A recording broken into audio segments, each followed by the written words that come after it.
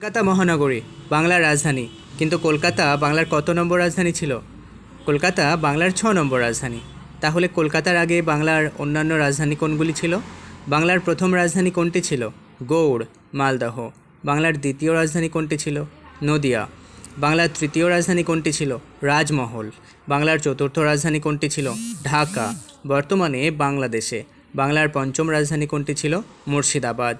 1707 খ্রিস্টাব্দে যখন মুর্শিদ কুলি খাঁ বাংলার নবাব হন, তখন ঢাকা থেকে মুর্শিদাবাদে রাজধানী স্থানান্তরিত করেন। বাংলার ষষ্ঠ রাজধানী কোনটি ছিল? কলকাতা। অর্থাৎ বাংলার 6 নম্বর রাজধানী হলো কলকাতা, যেটা 1772 সালে ওয়ারেন হেস্টিংস কলকাতাকে বাংলার রাজধানী হিসাবে ঘোষণা করেন। তারপর 1911 সাল পর্যন্ত এই কলকাতায় ভারতের রাজধানীও ছিল। তারপরে সেটা চলে যায় দিল্লিতে।